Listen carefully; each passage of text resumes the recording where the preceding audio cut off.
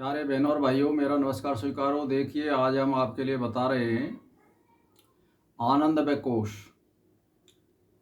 तो पहले हम जो वर्णन कर चुके हैं, अन्नमय कोश और प्राणमय कोश, मनोमय कोश और विज्ञानमय कोश, और ये जो है पांचवा आनंदमय कोश है।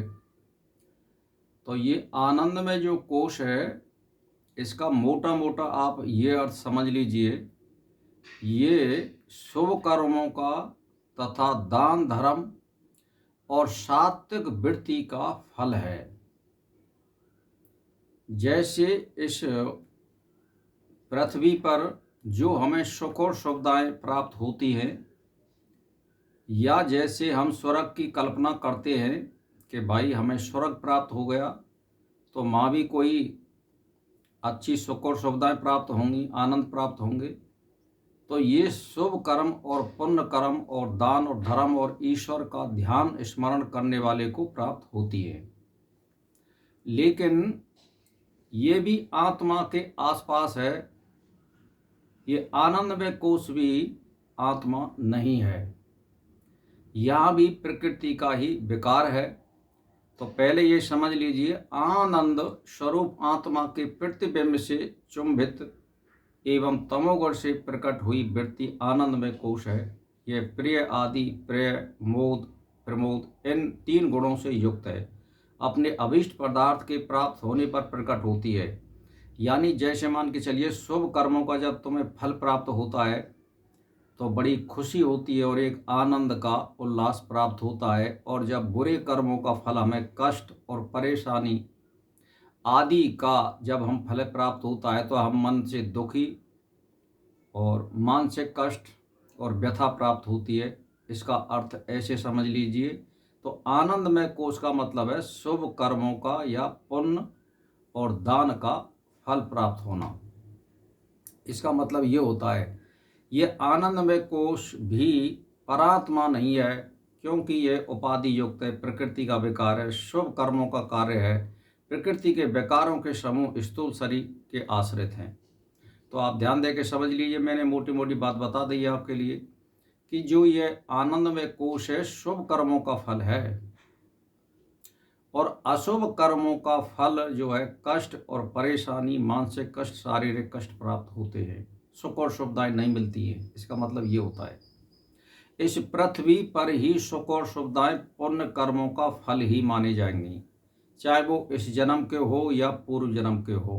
सुख और सुविधाएं मान के चलिए, आपको किसी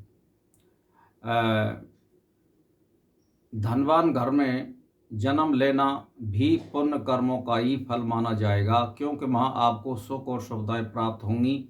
चाहे आप कुछ भी शुभ कर्म ना करें, लेकिन पैतृक संपत्ति में जब भागीदारी करेगा मनुष्य तो उसको सुख और सुविधाएं मिलती है।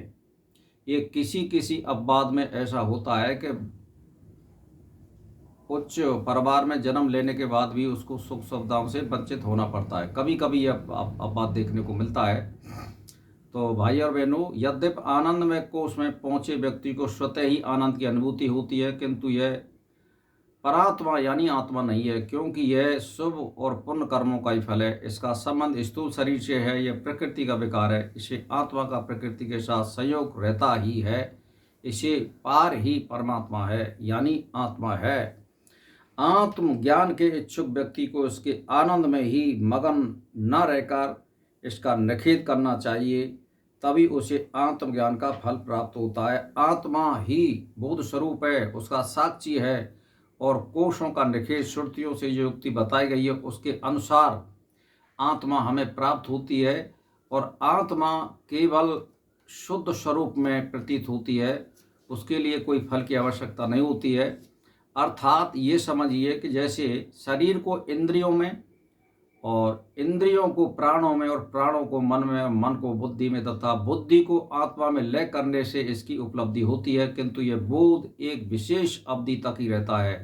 किंतु इस अनुभूति के बाद उस संपूर्ण वृत्ति एवं कार्य प्रणाली में परिवर्तन आ जाता है। फिर यह प्रकृति उसे प्रभावित नहीं करती है।